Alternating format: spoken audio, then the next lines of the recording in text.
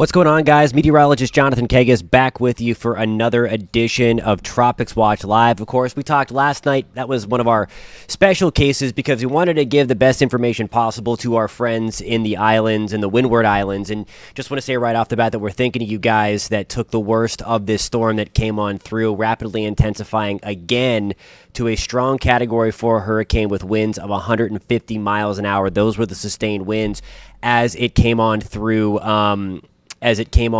parts of Grenada and into parts of St. Vincent and the Grenadines. No doubt those were the two hardest hit areas. If anybody is from those areas and happens to have power and are tuning in, would love to know how you guys are doing. Have some reports from Barbados that it was not bad at all. Thank you, O'Brien, for that. And again, we were talking about that the worst of it was going to slide south of you, but every now and then in some of those outer bands that were sliding through, they would start to pose some kind of problems, especially for the southern end of the island. Juliet, we are going to be talking about Jamaica a lot in this live stream as we talk about the path and everything. First, I want to say that we are coming at you live on News 6 Plus if you're in the Central Florida area, also on the Just Weather page and on the clickorlando.com page as well. Kind of breaking news at this time. We have an intensity change at the 8 o'clock advisory. If you see the stats on your screen here, we're approaching Cat 5 status. As of the 8 o'clock advisory, and there is a Hurricane Hunter aircraft plane in there right now, and it is recording this, and it recorded another big drop in pressure. Now we're talking about 938 millibars. For reference, at 5 o'clock, that was at 944 millibars. Lower the pressure, stronger the storm. Now you see the winds have responded to that pressure drop, and now we have gone up to 155 miles an hour. Category 5 status starts at 157. So Beryl is trying to make a run to become a Category 5 hurricane as it goes through the Eastern Caribbean. So we are watching that situation unfold. The good news is, at least over the next 24-ish hours, there's no landmass in the way. Now, again, further down the line, we'd love this thing to weaken considerably as we approach Jamaica, the southern end of Puerto Rico. Again, we're not taking a direct hit in Puerto Rico or Hispaniola, Dominican Republic, or Haiti. Nonetheless, though, something to be mindful of in Jamaica, in the Cayman Islands, and then back to Belize and the Yucatan Peninsula. So a couple of things there. We're going to go through all of that forecast stuff in just 1 second as well. But that's kind of the breaking thing. Before we get into a lot of the forecasting stuff, I want to show you the real-time Hurricane Hunter data. So I'm going to take you over to this screen. This is going to be on tropicaltidbits.com. This is from the recon that is in there right now. And so you see that that plot there is 940 millibars, so that needs to update to 938, which is where we are right now. There's where the strongest winds are. We see strong out of the south and east, and then strong out of the north and west, where we have those purple or those pinkish wind barbs right here, right tightly packed around the center. I want to show you something here, and again, this is on tropicaltidbits.com. We have the capability here on this site to look at the dropson data. And so these are the instruments that the hurricane hunters themselves are kind of shooting out of the belly of the aircraft to measure all of this data that I'm showing you, the humidity, the temperature, the relative humidity, the wind direction, the wind speed. And just look at how strong the wind is here. The surface where it recorded at the surface there, it was east at 140 knots. So I got to check the time. I got to see if there's a time on this. Nonetheless, that would argue for 160 mile per hour winds at the surface. So I'm not sure if this came in. Okay, so this came 23-27, so this does include it. So they've taken a few of the miles per hour out. So they did come through at 23Z. 0Z is 8 o'clock Eastern time. So this is the dropson that increased the wind speed to 155 miles an hour. So it's wild that we are seeing all of that. So let me get you back to the weather computer there. I was showing you there's all the comments that I'm going to pull over here just to say hi, and if anybody has any questions. So Armando's asking, 155, does it not make it a Cat 5? It is 157. and above. That is a Cat 5. So it's got to get to 157.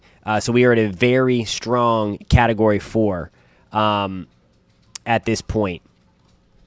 Regardless, at that point, 2 miles an hour, it doesn't really matter. It's all semantics at that point. But nonetheless, still a very, very crazy situation. Scott tuning in from Oklahoma. What's going on, Jenny? Good to see you. I know you were on the stream last night as well. Christy tuning in from Jamaica. I am hoping that as well. We're going to take a look at some of the forecast stuff in just 1 second. So before we get into this too, if you happen to find this stream helpful, give it a thumbs up. It does help YouTube push it out to more people so people are looking for information. And if you are interested in this information, would love to have you guys along for the ride. If you hit that subscribe button, that would be awesome. As we go forward, we like to have great weather conversations. I like to give you some of the science and meteorology behind it as well, in addition to the forecast and to the impact. So as I ramble on here, let me get you back to the latest track. Now, we're going to get a new cone from the Hurricane Center coming up at 11 o'clock Eastern time. So that's going to be a few hours. At 8 o'clock, we just get the intermediate advisory, which is an update on where the location of the storm is and the wind speed. So you see here, the forecast currently that's where we stand at 8 o'clock tonight, 1:55. The forecast was for 1:50 at 2 o'clock in the morning, so it's a little bit behind that forecast, and it's done that a lot. Again, uncharacteristically, rapidly intensifying several times.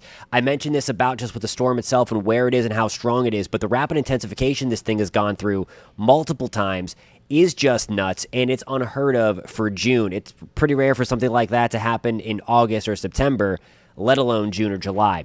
All right, so here is the latest forecast. Again, the center, remember, can travel anywhere in here, so that's the uncertainty when you're talking about the center of the storm. Here, of course, is the Dominican Republic. Here is Puerto Rico. Here is Haiti.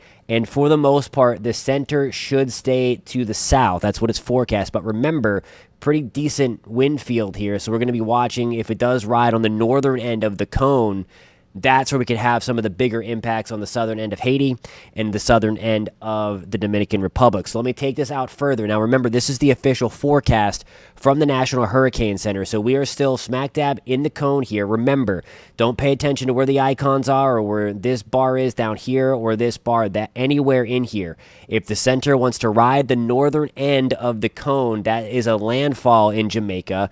If it rides the center part of the cone, then we take the entire dirty side of the cone. I call it the dirty side, or we call it the dirty side, because that's the maximum wind shear that you get. So that's your highest tornado potential. That is the strongest of the wind in general from the hurricane itself. So that's the nastiest side to be on. Then as we get towards 2 o'clock in the morning, Cayman Islands are going to be up. Category 2 storm potential here. And again, if it takes the northern end of this cone, those impacts are going to be worse. If it goes to the south, it's a little bit better. And the further south, of course, continues to get better still. Now I'm going to take you into the Yucatan Peninsula and closer to Belize. I know I have a lot of people watching from Belize. Shout out to my friends in Belize and into the Yucatan Peninsula right now. We're going to be watching the potential for a Category 1 hurricane to come in our direction. There's going to be a little bit of wind shear over the next couple of days, which will gradually help into weak Beryl a little bit. Still, though, likely dealing with a hurricane once we get into Thursday night into Friday. Then we have a little bit of uncertainty here. Now back into the extreme southwest Gulf. 65 mile per hour tropical storm at this point. But then there's question of how much does it lift? Does it go that way? Again, are we riding the northern side of the cone? Are we riding the southern side of the cone? We need a break in eastern Mexico. I get it. Chris was only, quote unquote, a tropical storm for like 6 hours, if that.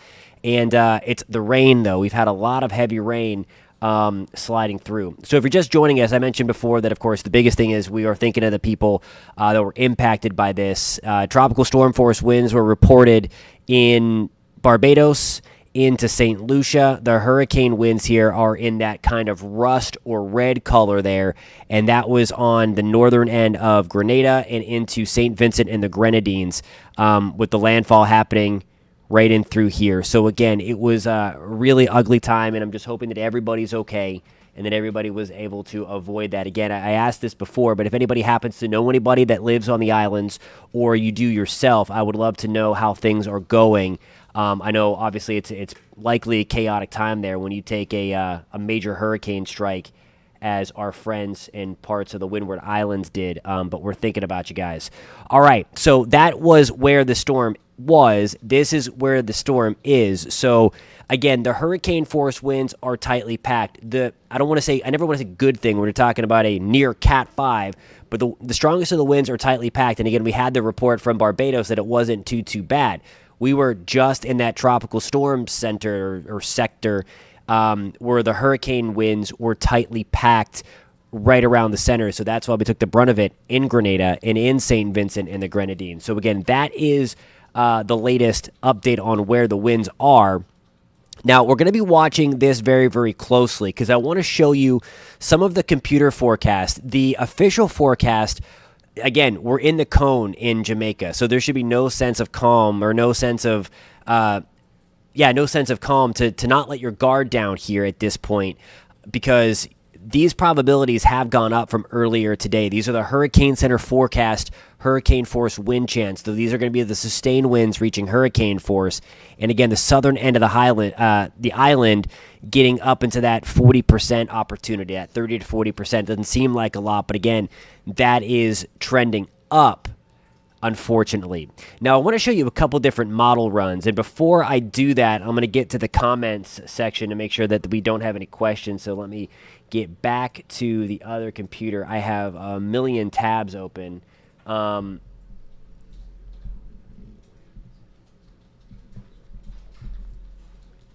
Hey, Celeste, good to see you, my friend. I hope you're doing well in Jamaica and getting everything ready to go.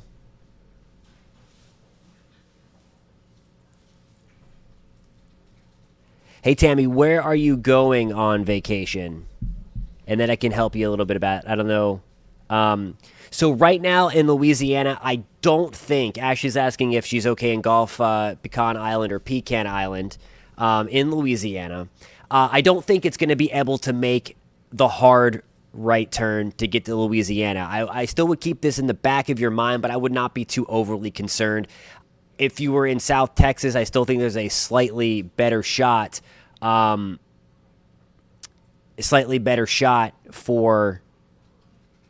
South Texas. It could make a gradual glide up depending upon, and I'll show you the steering current actually right now. We'll go to that steering current since we're talking about that. Let me stop this and get to that. So it's all going to be about here. So we'll kind of skip ahead and go to Beryl's long-term life or long-term projection.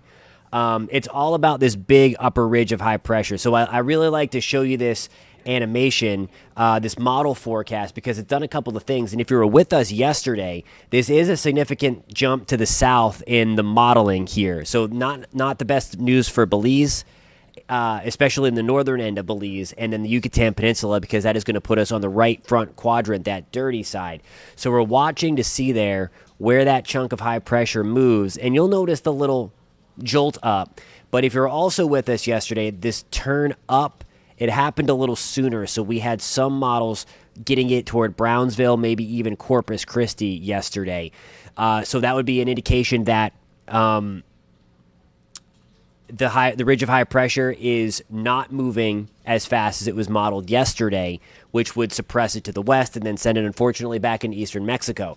This little thing you see on your screen here in between that high pressure and Bermuda, that was actually a little trough that cuts off, and again, maybe we'll have to be watched for tropical development there, but it would be a non-tropical system having to go through a transition over the warmer water rather than being fully blown tropical in its infancy like Beryl was and like the disturbance behind it was. So I hope that answers your question, but I wanted to show you kind of why that was happening. All right, so let's get to the model now for Jamaica, because this is what I want to show you. This is the European forecast for the wind gust, the European model.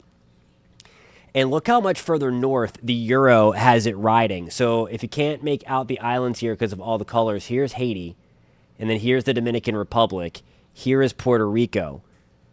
Look, so it's showing that we get kind of clipped with tropical storm force winds. And again, the strongest winds were out here, so anywhere from 40 to 60 miles an hour on the southern end of the Dominican Republic.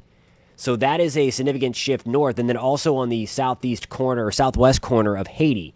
Now, look how far north this thing has it going. Remember, I showed you the cone, and we'll go back and look at the official forecast cone.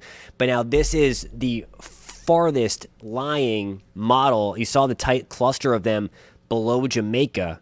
The European itself wants it to go north. So it's going to be interesting to watch what happens here. Here's the center, so it has it kind of making landfall that way, and then the very strong winds right there. We can check to see what the model has it projected. And again, there is 100-ish miles, 117 mile per hour wind. So we obviously do not want this scenario to play out because that's what could be coming to Jamaica at that time. Again, the likely strength at this point with Beryl, by the time it gets in or around Jamaica, is going to be likely a Category 2, maybe a slow, maybe an opportunity for a Category 3. At that point, though, I do want to show you again the official forecast from the National Hurricane Center. And again, that does account for that. It's right in the northern side, but that's why you don't focus on the center of the cone.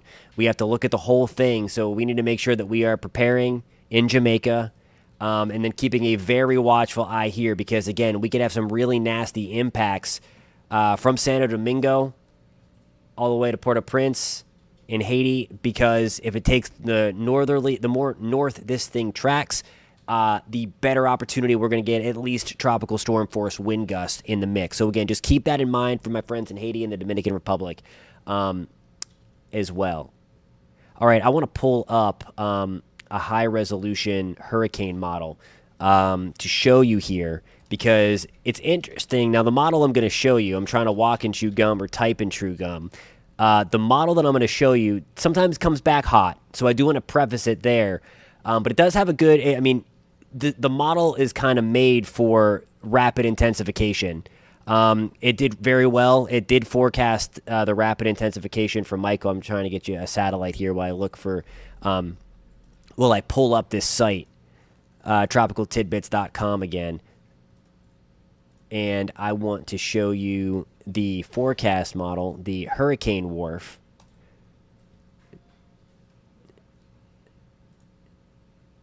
And we're going to go to Beryl. Okay, so let me get you back over to the other computer. Bear with me just 1 second.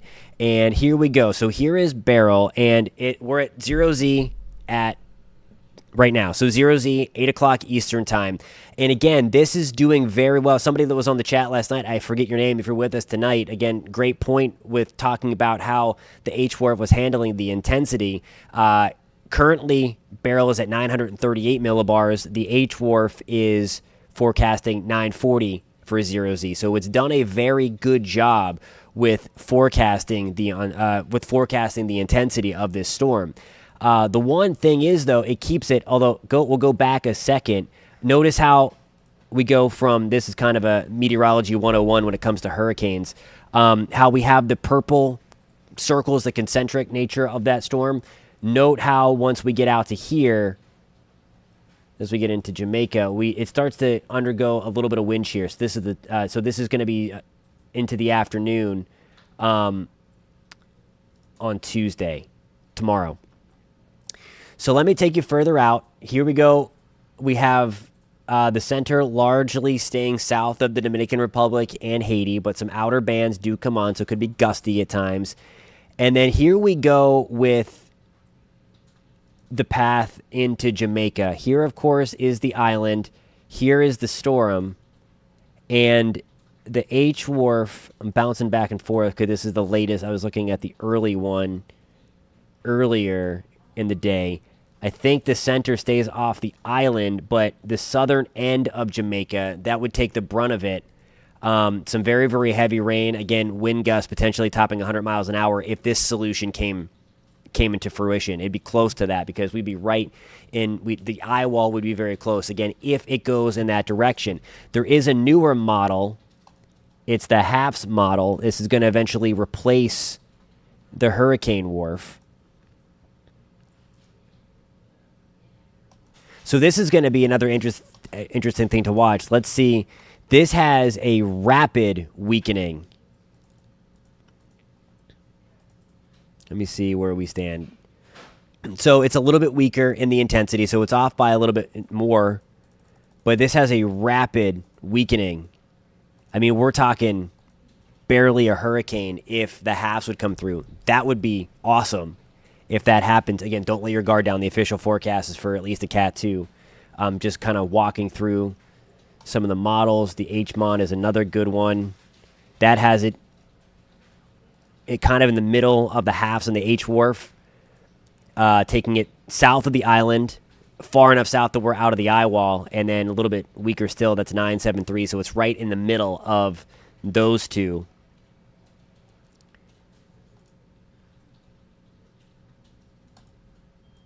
Let's just see if the... Yeah, and it gets kind of close, but again, we were talking about that being much, much weaker. All right, let's get back to the comments. Thank you guys for tuning in. Thank you for commenting. Thank you for all that stuff.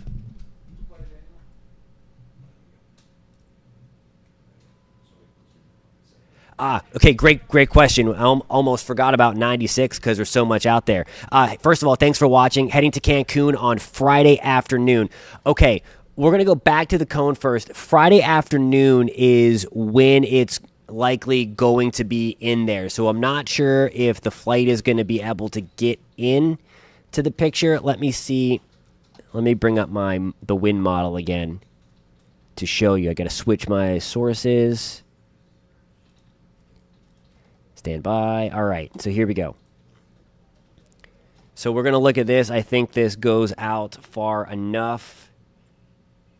And again, you can kind of see here as we play through this, if you're just joining us, how different the modeling is, because the Euro wants to take this more on the northern side of Jamaica, whereas the Hurricane Wharf wants to take it on the south end, and then that would be terrible for the Cayman Islands as well. That's a lot of gusty winds. Okay, so it does not go out, so I'm going to show you the official forecast cone, because that does go out 5 days and gets you into Friday. So there we are Thursday morning. And then there's Friday at 2 p.m. So you're looking at a tropical storm there. It should be winding down. So, I mean, you're getting there at the right time. I'm just a little concerned that the flight might be canceled or delayed trying to get into the Cancun area. If it does take the southern end, though, you might be okay. So still something to watch for sure. Now, he brought up Invest 96L. Here we go right here. Yesterday when we talked, we had the red. Now we have...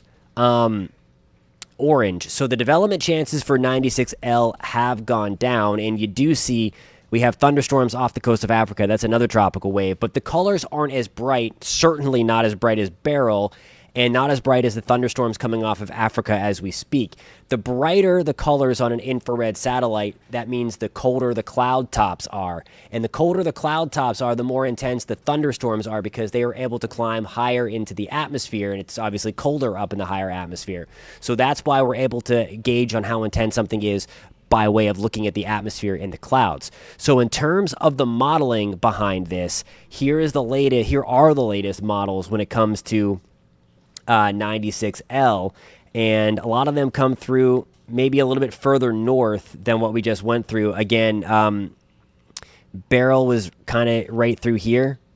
Now at least the first round of tightly packed models take it north of Barbados and then closer to Martinique and into Dominica. And then also parts like St. Martin and to the Leeward Islands have at least a couple of models around. Most of them do take it back into the Caribbean and get it close to Puerto Rico and then into Jamaica again. So not a good trend. If you were with us watching our preseason videos, we talked about, unfortunately, that it did look like it was going to be a really ugly season for the Caribbean. It just looked like these storms were going to come off of Africa very, very low. The Bermuda High was going to be very strong to send a lot of things west. And the water temperature, I mean, we all know that. That's how we were able to get Beryl so strong. So just, again, something to keep in mind as we move forward.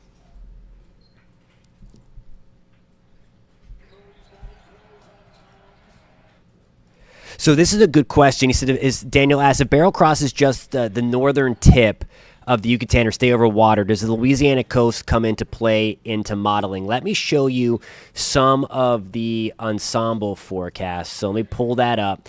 And ensembles are, it's just like a band. That it makes a like band ensemble. So you have a bunch of different instruments making up the band. So what ensembles are, they're different initial conditions put into the model, and there's a wide range of outcomes. So he's asking. The good thing is, I don't think anyway.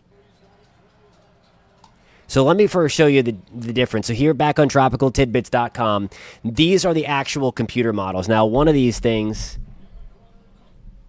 Okay, so that pink one there that you see kind of going towards Louisiana, that's climatology. So that is what climatology would suggest. That's what would typically happen. Okay, so that is not an actual model. That is climatology, but one does bend it. The consensus here from the global models is to take it into eastern Mexico. The GFS gets it onto the other side of Texas. But I want to show you the ensembles. And I guess this is why, well, I know this is why, but as I'm telling you, this is why you can't completely write off United States impacts. And certainly the western side of Louisiana is still in play, because the mean, the average of all of these ensembles are actually taking it up to the Texas-Louisiana border and keeping it on the northern side of the Yucatan. So in short, the answer is yes, although I do think that would be on the more unlikely scenario. Certainly these ones are out to lunch. To put it to the Florida Panhandle and into maybe eastern Louisiana, we'd have to start to see things jog. I mean, if we're talking in a couple of days, this thing going toward Cuba or the southwest tip of Haiti, then we know something has happened and that the Bermuda High has not, or that strong ridge of high pressure that I showed you earlier has not been modeled right. So that is one of the things, and that's why we always say keep on checking back with the forecast, because while forecasting has improved, we're still at the mercy of the amount of data that we have. And we only have balloon launches, those weather balloon launches, a couple of times a day to measure some of these big, large-scale synoptic scale features like that steering current, like that big chunk of high pressure. So if it's modeled wrong, then the forecast for where the storm goes, because if it leaves a little earlier, then we have an issue. There's also always kind of a fly in the ointment, and for that, you know, when you're looking, you think something like a forecast is going to be a slam dunk, and then all of a sudden it isn't, because again, we can't measure every single point of the atmosphere, so that's why forecasts aren't 100%. But I do want to show you kind of what I'm talking about and how, if this could lift up. So let me get back to my steering current graphic and let me zoom this out. So we are looking, I don't have my telestration icon, so I can't grab my pen, but if you kind of see where my small mouse is right over here, where the yellows turn to blue, that's our dip in the jet stream that we are watching. Let me put this into motion. See this little donut hole right here? That's an upper low that retrogrades back down into the Atlantic and could become tropical. So again, what looked to be something that the Bermuda High out here would connect with the high off the southeast corner now is going to be interrupted. So, and that's another thing. This also plays a role into where 96L goes, because if it does get strong before the islands, then it'll be up and out. So you see there's a lot of components in play that we're watching, like literally something coming down from Canada, something from the northwest and central United States, and then in the deep south and southeast U.S., all coming together to really dictate on where Beryl is going to go over the next couple of days. So really watching that closely, as there's still going to be some uncertainty as we get to that 5, 6, 7 day period, because there's just really no way to accurately measure things when they're over the ocean. That's why I said it yesterday, the hurricane hunters are so critical. The models improve in accuracy so much, and we get a better flavor of what the storm's personality is, and then we can accurately dissect it and describe it and forecast it better as we get that information. All right, let me get back to the comments, and we're going to wrap this thing up. Let me pull this over.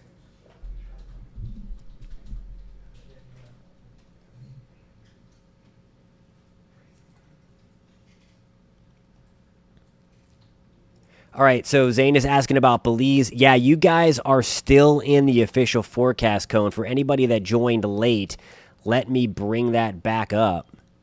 Let me bring that back up real quick.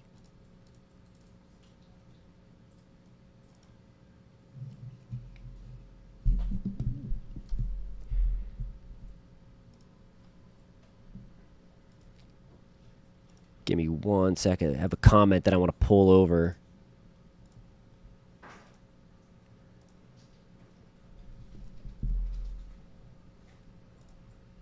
Jordan, glad to hear that you are okay. Where are you, or where were you when it got hit? I'm very, very glad that you're alive, and I'm very sorry that you had that much damage. Thank you for the report and taking the time to hop on here and let us know how you guys are doing. We're thinking about you all, and everybody's still ahead of this thing.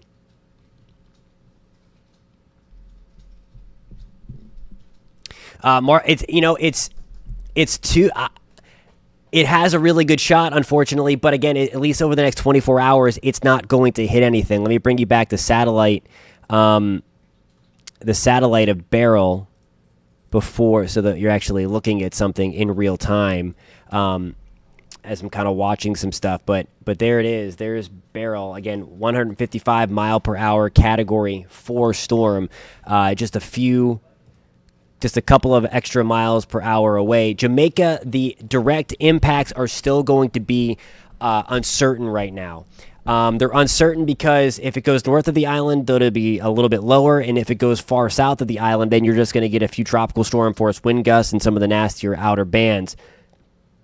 But there's still an opportunity you guys take a direct hit. So keep that in mind. Okay, I just saw a really cool question, and I have the answer to that. So I'm going to go find that comment again. Somebody asked about drones. So somebody asked right here, Crazy Wisdom 2, has anybody invented weather drones as a tool? The answer to that is yes, and the hurricane hunters actually use them in flight. So I'll tell you a story. I was talking to one of the hurricane hunters last year, the NOAA hurricane hunters based out of Lakeland, Florida, and last year 2 years ago, 2022, during Hurricane Ian, that was the first time that they flew one of those drones in. It got actually too dangerous for the hurricane hunters, which is a rarity. Those men and women are super brave, but when it gets too dangerous, they have to bail. But they were like, you want to test out this new drone? And the drone, kind of like the dropsons, it launches out of the belly of the plane, and then they can control it. So as they get out of the worst of the worst, they are still controlling the drone, and that they were able to fly the drone a couple hundred feet off of the surface of the ocean, where the plane obviously can't go. That is way too low.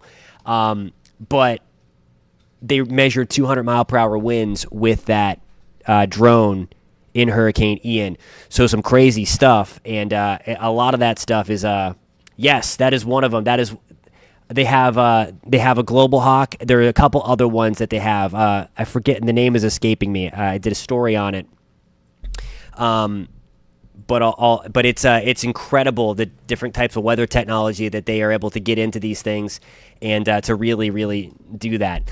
Getting a few more questions about Jamaica. So I'm just going to show you guys the official forecast one last time to show you some of the uncertainty. And again, we'll be doing more videos over the next couple of days to keep you guys in Jamaica and the Cayman Islands and the Yucatan and my friends in Belize up to speed over the next couple of days. So if you are interested in that, in these updates, and you're not only for this storm and for the rest of hurricane season, but the weather in general, and if you'd like to learn some of the science and meteorology behind it, hit that subscribe button for me. I love having the weather conversation with you guys. I know this isn't under the greatest circumstances this time around, as we were dealing with a lot of people that were just had a lot of damage and all that stuff, but would love it if you guys hit that subscribe button or give it a thumbs up to push this out to more people, so that the people that are looking for the information can get it. I know sometimes it's not readily available. So let me one more time tonight get into that official forecast cone. I'll show you this too. This could give some perspective. The percentage of hurricane force winds. This is going to be sustained winds, and there's a 30 to 40% shot on the southern island. That is the official forecast right now. Here is the official forecast cone. The cone is the cone of uncertainty, as it's called, because it conveys the uncertainty of where the center of the storm could track. If it goes on the northern side, that is obviously way, way worse for Jamaica. If it stays on the southern end, that's going to be much better. Still not a walk in the park because there'll be some nastier outer bands coming through every now and then, but it'd be much, much better than taking a Category 2 hurricane, a strong one at that, on the southeast side of the island with the bay there. A lot of storm surge would happen. So just keep that in mind, that a landfall is possible in Jamaica, although most modeling does suggest the center stays south of the island. If it does stay south of the island, we want it way, way south, though, so that we don't get into the eye wall. That's going to be the key here, and that's going to be something that we watch over the next couple of days. Alrighty, guys. Thank you a ton for... yeah, I mean... I guess you can get snow in the winter, but I mean that does damage. A Category 2 winds with a nor'easter in New England will do damage, no doubt, and bring coastal flooding and storm surge. So it doesn't matter if it's rain or snow; it's still going to bring a lot of stuff. All right, I got someone from St. Lucia. I want to pull this over. St. Lucia here. At first, it was just strong winds and showers, but towards late afternoon into the evening, it got really bad. I hope that you are okay. I hope that your property okay and family and friends are okay. We're thinking about you guys. You got it, Jenny. Thanks so much for being here. Thanks, Crazy Wisdom. And again, if you want to hang out with us more often and all this stuff. Oh, Newfoundland. Okay, then you know all about that, Paul. He knows all about that. There were some crazy nor'easters this year, and you took a couple of the stronger hurricanes last year as well. That was a popular spot for those hurricanes.